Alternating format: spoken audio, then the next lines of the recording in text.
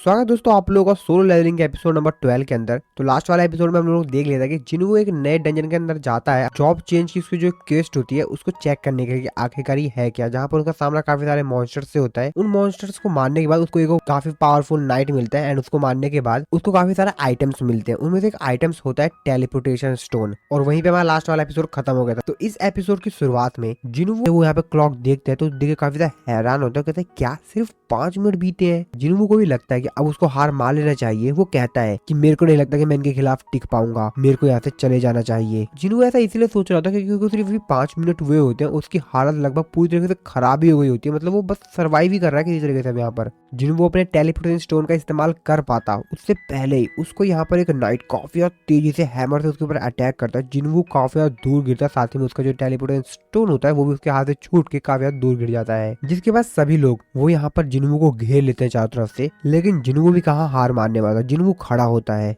और कहता है मैं इस तरीके से तो नहीं मरूंगा, मैंने इस अपॉर्चुनिटी के लिए काफी ज्यादा मेहनत की है। मैं पहले काफी ज्यादा कमजोर था और ये मेरा सपना है कि मैं सबसे टॉप पे जाऊं। और इस समय मैं कितना ज्यादा बेहतर फील कर रहा हूँ ये हर कोई नहीं जान सकता, सिर्फ वो जान सकता है जो कि कमजोर है। और एक ई रैंकर किसी भी तरीके से किसी की मदद नहीं कर सकता। वो लोग जो कि अपने आप को हंटर्स कहते हैं वो एक सिंगल मैजिक बीस्ट को भी नहीं मार पाते हैं। कितना बुरा होता है। और काफी ज्यादा गुस्से में जिन्हों उन मॉन्स्टर्स के ऊपर अटैक करता है, कुछ को मार देता है, लेकिन जिन्हों फिर से थक जाता है क्योंकि उनकी संख्या बहुत ज्यादा थी, वो काफी सारे थे वहाँ पर। जिसके बाद जिन्हों कहता है कि वो इंसान जिसका निक नेम था दुनिया का सबसे कमजोर हंटर, सबसे कमजोर ना कि सबसे ज्यादा ताकतवर। जिन्हों वो अपनी पुरानी बातों को याद कर रहा होता है कि आखिर किस तरीके से लोग उसके बारे में बात किया करते थे कि ये दुनिया का सबसे वीकेस्ट हंटर है। अगर ये किसी रेड में जा रहा है इसका मतलब जो सामने वाली रेड है वो काफी ज्यादा कमजोर होगी, इजी होगी, और लोग इसी तरीके से इसका मजाक उड़ाया करते थे।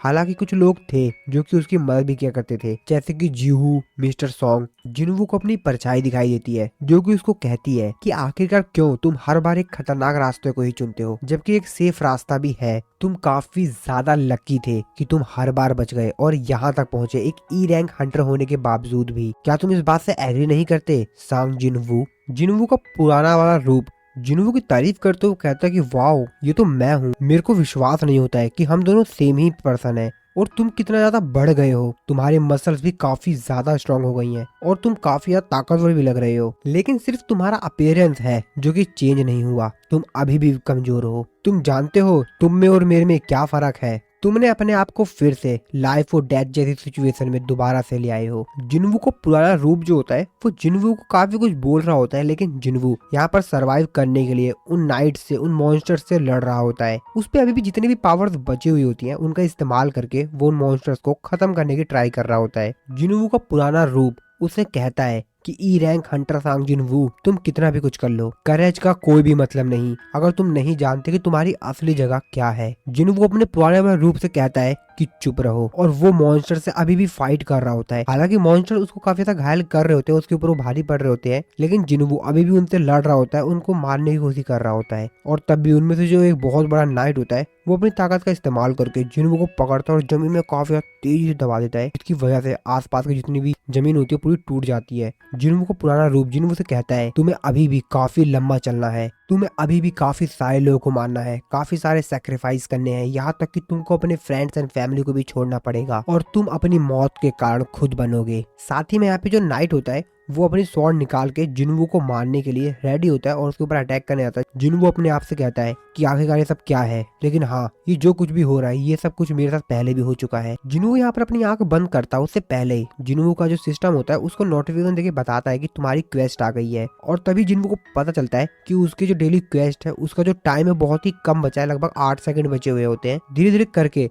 जिन्वू को जो क्वेस्ट का टाइम होता है अब वो खत्म हो रहा होता है। जिन्वू कहता है मेरे क्वेस्ट कंप्लीट करने का टाइम ऑलमोस्ट खत्म ही हो चुका है। जिन्वू का पुराना रूप जिन्वू से कहता है लक ये भी एक स्किल होती है, मुझे लगता है कि वो लोग भी तुमको इस जगह पे मरने नहीं देना चाहते हैं, चलो अगली बार मिलेंगे। ऐसा कहकर उसका जो पुराना रूप होता है वहां से गायब हो जाता है। जिन्हों के क्वेस्ट कंप्लीट करने का जो टाइम होता है वो भी ऑलमोस्ट खत्म ही हो गया होता है, 1 सेकंड और जैसे 0 सेकंड होता है। इस तरफ जो नाइट होता है वो जिन्हों के ऊपर अपनी स्वॉर्ड से अटैक करता है, लेकिन जिन्हों को यहाँ पर जैसे कि टाइम जो था वो 0 सेकंड हो चुका था, यानी कि उसका जो क्वेस्ट कंप्लीट करने का टाइम था वो ऑलमोस्ट खत्म हो चुका है। तो इसलिए जिन्हों को जो है उसका जो क्वेस्ट ना कंप्लीट करने की वजह से उसको भी यहाँ पर पेनल्टी भरनी पड़ेगी। इसलिए जिन्वू को उस जगह से गायब होकर टेलीपोर्ट करके उसको पेनल्टी जोन में भेज दिया जाता है। वो नाइट भी देख के काफी ज्यादा हैरान होता है कि वो बंदा कहाँ गया, यानी कि जिन्वू वो वहाँ से गायब हो गया होता है। हम लोग जिन्वू को देखते हैं जो कि अब अपने पेनल्टी जोन में आ चुका है। तो जिन्वू उसी जगह पे आ चुका है, उसी रेगिस्तान में जहाँ पर वो फर्स्ट टाइम आया था जब वो हॉस्पिटल में था, जब उसने अपना क्वेस्ट कंप्लीट नहीं किया था। जिन्वू उस जगह को देख के काफी ज्यादा हैरान होता है। उस जगह को देखते हुए जिन्वू कहता है कि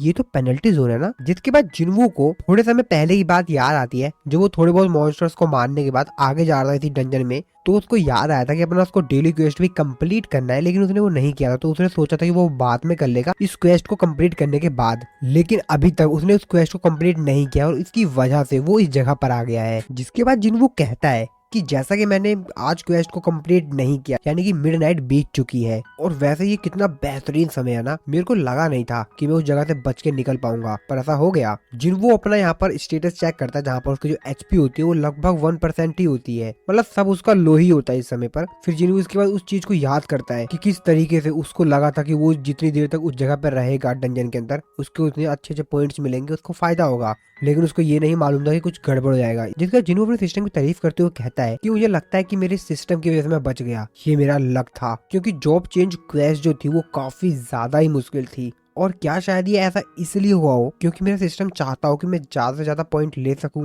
लक, कोइंसिडेंट, मुझे नहीं फर्क पड़ता ये क्या था, पर जो भी था वो बेहतर था। जिसका जिन्वू अपने सिस्टम में शॉप में जाता है, वहाँ पर देखता है कि उसके पास क्या क्या आइटम है, ताकि वो अपने यहाँ पर जो स्टेट्स है उसको इंक्रीज कर सके, क्योंकि उसका जो फटीग होता है वो भी 90 क्रॉस कर गया होता है, और ये ऐसा पहली बार हुआ होता है। जिन्वू कहता है कि मेरे पास काफी सारे गोल्ड है, तो मैं इसका इस्तेमाल करके यहाँ पर कुछ पोशन खरीद सकता हूँ, और इसका इस्तेमाल करके मैं अपने आप को रिकवर कर सकता हूँ। तो देखते हैं यहाँ पर कौन सा बेस्ट ऑप्शन है मेरे पास। जिसके बाद जिन्वू यहाँ पर काफी सारे जो आइटम्स होते हैं उनको बाय करके उनको कंज्यूम कर लेता है। जिन्वू कहता है कि मेरे को लगता है कि मेरा फटीग जो लेवल है वो तो कम हो गया है, लेकिन मेरी हेल्थ रिकवर नहीं हो रही है। ऐसा शायद इसलिए हो रहा होगा क्योंकि मेरी चोटें जो है वो काफी ज्यादा सीरियस है। मेरे हिसाब से मेरे पास कोई दूसरा चॉइस है नहीं, मेरे को अब तब तक इंतजार करना पड़ेगा जब तक कि मैं नेचुरली रिकवर नहीं हो जाता हूँ। तभी जिन्वू को याद आता है और वो कहता है कि 1 मिनट, शायद मैं अपने आप को हील कर सकता हूँ लेवल अप करके, क्योंकि लेवल अप करने पे मेरे को रिवॉर्ड्स मिलते हैं, उस पे मैं यहाँ पर हील हो सकता हूँ। और वैसे भी मैं अभी पेनल्टी जोन में हूँ, ना कि जॉब चेंज क्वेस्ट वाले डंजन में, तो शायद मैं ऐसा कर सकता हूँ।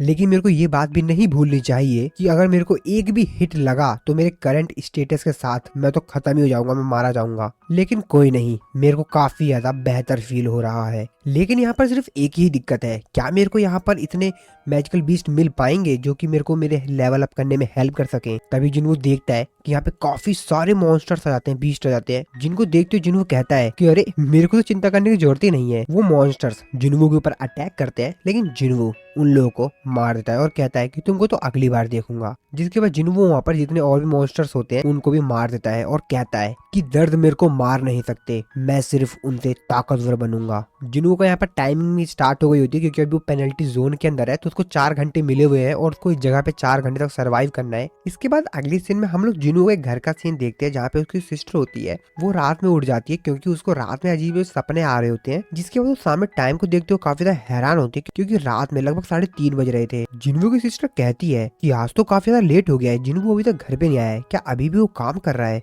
या शायद वो अपनी गर्लफ्रेंड के साथ हो। अरे नहीं, ऐसा तो हो ही नहीं सकता, ये तो नामुमकिन है। इस तरफ हम लोग जिन्वू को देखते हैं, उसके पेनल्टी जोन में लगभग 4 घंटे बिता लिए होते हैं और उसको इस जगह पे सिर्फ 15 मिनट तक ही सर्वाइव करना है। सर्वाइव क्या करना है, जिन्वू अपना फायदा ले रहा है यहाँ पर, तो बल्कि अब मॉन्स्टर्स को सर्वाइव करना है जिन्वू से बचने के लिए। काफी सारे मॉन्स्टर्स को मार चुका होता है जिन्वू यहाँ पर, और काफी ज्यादा लेवल अप भी कर चुका होता है अपना। जिन्वू अपने आप से कहता है कि मैं सही था, मैं अपने लेवल अप रिवॉर्ड का इस्तेमाल कर सकता हूँ अपनी हेल्थ को रिकवर करने के लिए पेनल्टी जोन के अंदर भी, और यहाँ तक कि मैं अपने शॉप फंक्शन का इस्तेमाल कर सकता हूँ। इसका मतलब ये है कि मैं यहाँ पर कुछ चीजें बाय कर सकता हूँ, जो भी मेरे को आइटम बाय करना है, ताकि मैं अपने हेल्थ और फटीग लेवल को रिकवर कर सकूं। इसके बाद जिन्वू को हम लोग को स्टेटस विंडो दिखाया जाता है। जिन्वू के स्टेटस विंडो को देखकर मैं भी काफी ज्यादा हैरान था। सीरियसली यार, जिन्वू का 1% बचा हुआ था और इस समय जिन्वू ने 100% से ज्यादा लेवल अप कर लिया था। उस समय जिन्वू के 10,000 कुछ एचपी थी और अब उसकी 11,000 एचपी से ज्यादा हो चुकी है। एमपी भी उसकी काफी ज्यादा बढ़ गई है और फटीग तो उसका 0 हो गया। भाई ये स्टेटस विंडो देखकर मैं तो काफी ज्यादा हिल गया कि भाई 4 घंटे में इस बंदे ने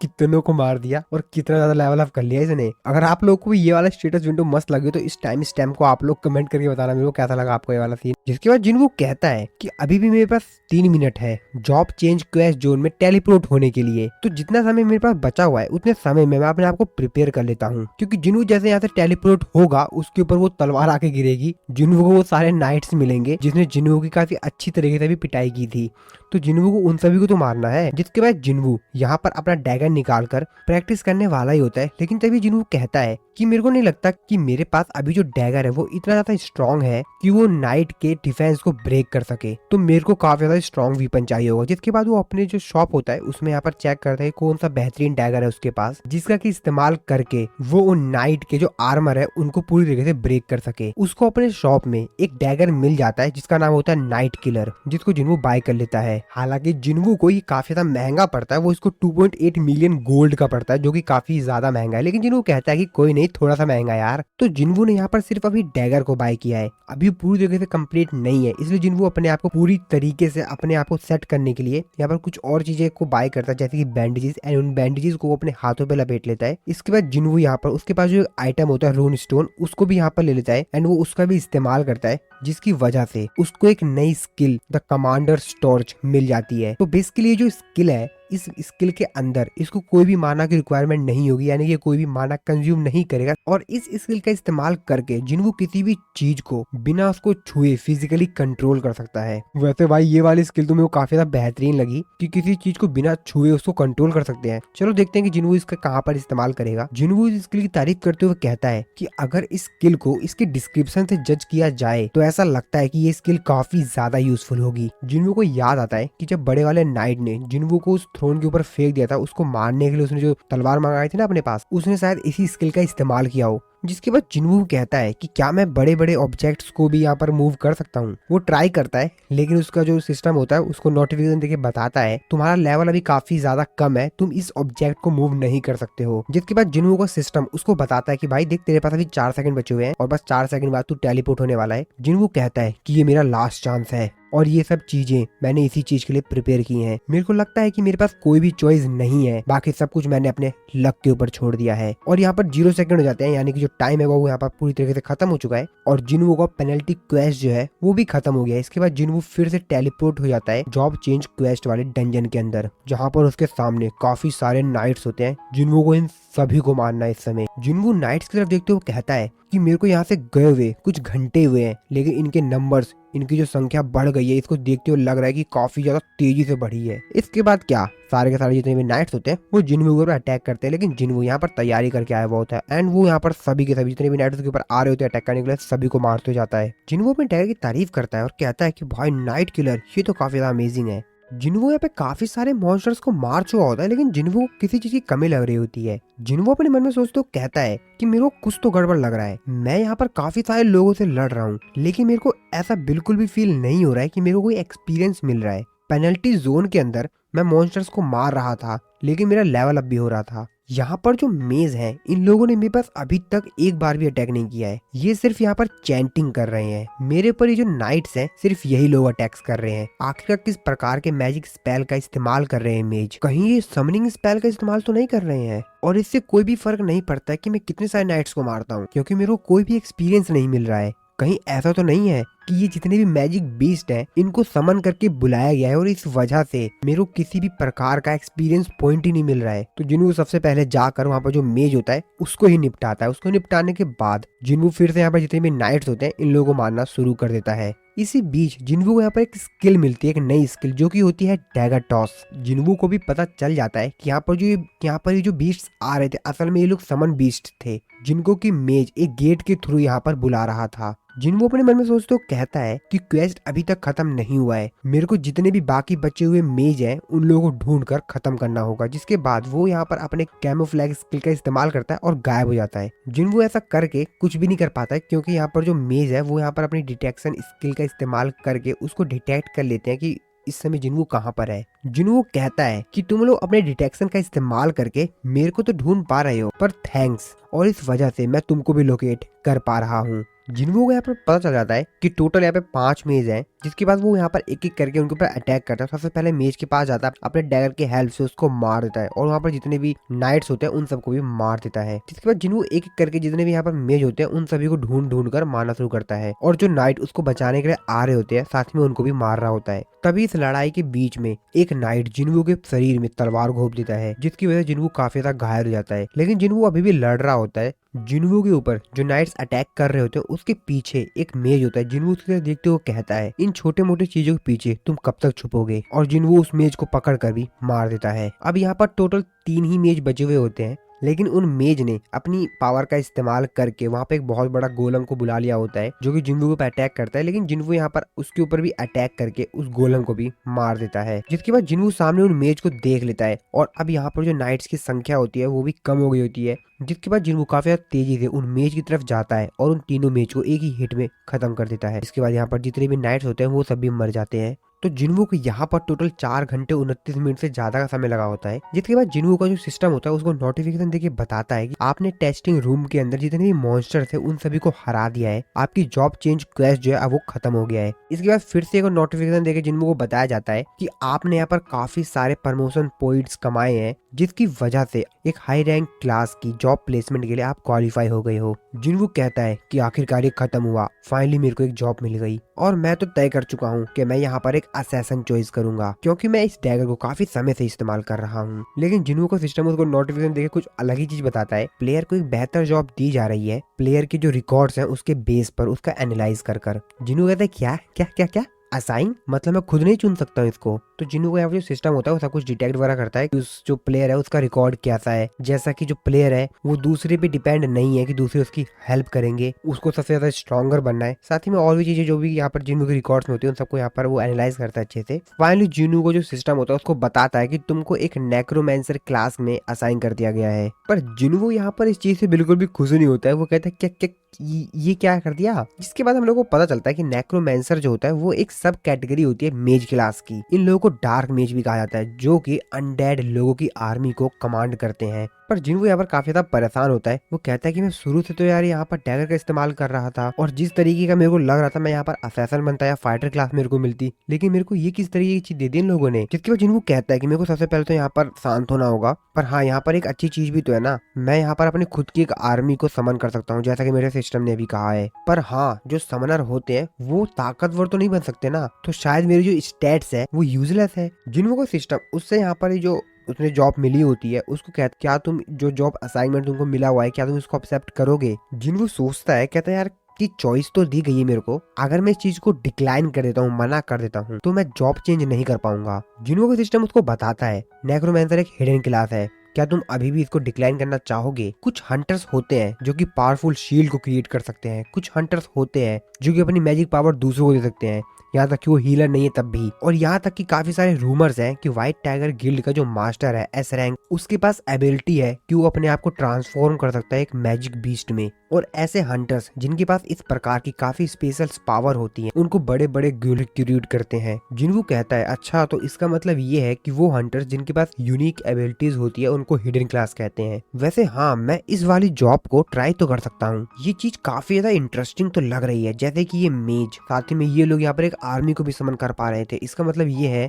कि मैं भी खुद की अपनी यहाँ पर जो आर्मी है उसको यहाँ पर समन कर सकता हूँ, जो कि मेरे कमांड को मानेगी। और शायद मैं बी रैंक या उससे हायर के जो डंजन है अपने आप पर अपने दम पर क्लियर कर सकता हूँ, जैसा कि ये गेम जो कि मेरे स्किल लेवल और मेरी एबिलिटी स्टेट से कंट्रोल की जाती है। तो इसका मतलब ये है कि जिन बीस्ट को मैं समन करूंगा जब उनका लेवल अप होगा तो साथ ही में मेरा भी लेवल अप होगा। जिन्वो को सिस्टम उसको बताता है कि तुमको प्रमोट कर दिया गया है नेक्रोमेंसर से द मोनार्च ऑफ शैडो में। जिन्वो काफी ज्यादा हैरान होते हुए कहता है द मोनार्च ऑफ शैडो, क्या ये सेकंड जॉब चेंज है। जिन्वो सिस्टम उसको यहाँ पर बताता है तुमने एक नई चीज सीखी है जो कि है जॉब स्पेसिफिक स्किल, साथ ही में तुमको यहाँ पर कुछ बोनस स्टेट्स भी मिले हैं, साथ ही में तुमको यहाँ पर एक टाइटल मिला है कॉन्करर ऑफ एडवर्सिटी। जिन्वो को तो ये सब चीजें देख के काफी ज्यादा हैरानी हो रही होती है, वो तो विश्वास ही नहीं कर पा रहा होता है। जिन्हों कहता है जैसे एक फाइटर बर्सर्क बन सकता है, एक नाइट स्वॉर्ड मास्टर, एक मेज ग्रैंड सॉर्सरर और इसी तरीके से necromancer the monarch of shadow बन सकता है। सो जिन्हों को यहाँ पर जो नई जॉब मिली होती है इसकी मदद से जिन्हों यहाँ पर जितने भी उसने यहाँ पर नाइट्स को मारा हुआ होता है उनकी शैडोज को वो यहाँ पर बोलता है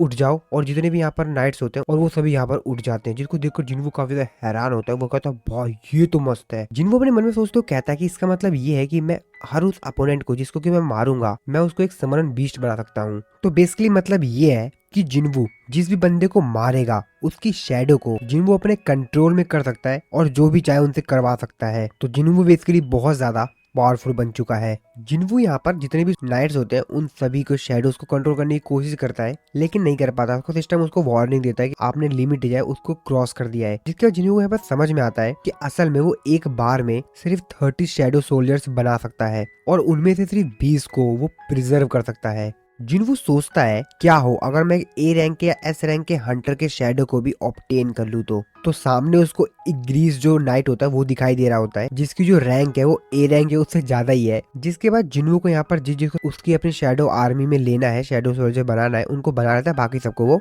वापस भेज देता है। जिन शैडो सोल्जर्स को तुम रिटर्न कर दोगे तुम उसको दोबारा समय नहीं कर सकते हो। Jinwoo knight commander Igris the red के पास जाता है और कहता है कि अगर क्या हो अगर मैं इस बंदे को अपनी आर्मी में ले लूं तो, और उसके पास जाके बोलता है अराइज। लेकिन यहाँ पर कुछ भी नहीं होता है। जिन्वू सिस्टम उसको बताता है कि तुम इसकी शैडो लेने में फेल्ड हो गए। जिन्वू कहता है क्या? इसके बाद जिन्वू सिस्टम उसको बोलता है कि तुम्हारे पास 2 चांस अभी भी बचे हुए हैं। जिन्वू कहता है कि आसान नहीं है। इसके बाद जिन्वू फिर से ट्राई करता है लेकिन फिर से फेल हो जाता है। अब उसके बाद सिर्फ एक ही चांस बचा होता है। जिन्वू यहाँ पर जो सामने खाली थ्रोन होता है उसको देखते हो कहता है जिस खाली थ्रोन की तुम देखभाल कर रहे हो उस थ्रोन के ऑनर को गए हुए काफी लंबा समय हो गया है, उसको प्रोटेक्ट करना बंद करो। कैसा रहेगा कि अगर तुम मेरे को प्रोटेक्ट करो उसको जो कि तुम्हारे सामने खड़ा हो। और फिर से बोलता है कि उठो, और इस बार उसका यहाँ पर जो शैडो होता है वो वर्क कर जाता है और यहाँ पर वो जो Greece the red knights commander होता है वो उठ जाता है और इस बार जिन्हू सक्सेसफुल हो जाता है और उसकी जो शैडो पावर होती है उसको एनहेंस कर लेता है। जिसके बाद जिन्हू यहाँ पर उसका नाम रखता है इग्रीस। सो अब जिन्हू बन चुका है बहुत ज्यादा पावरफुल, ताकतवर। साथ ही में जिन्हू का जो स्टैट्स आप लोग सामने देख सकते हो तो जिन्हू के जो स्टैट्स हैं वो पहले से काफी ज्यादा इम्प्रूव हो गए हैं। पहले से ज्यादा मतलब बहुत ही ज्यादा इम्प्रूव हो गए हैं। जिन्हू इग्रीस की तरफ देखते हुए कहता है मैं तुम्हारे साथ मिलकर लड़ने के लिए काफी ज्यादा एक्साइटेड हूँ। सो इसी सीन के साथ ये वाला जो एपिसोड है यहाँ पर खत्म हो जाता है। वीडियो अच्छी लगी वीडियो लाइक कर दीजिएगा। चैनल पे भी तो सब्सक्राइब नहीं किया है तो सब्सक्राइब जरूर से कर देना। बाकी अगर कर रखा है तो बहुत अच्छा है। तो चलिए दोस्तों मिलता हूँ मैं आपको अपनी नेक्स्ट वीडियो में।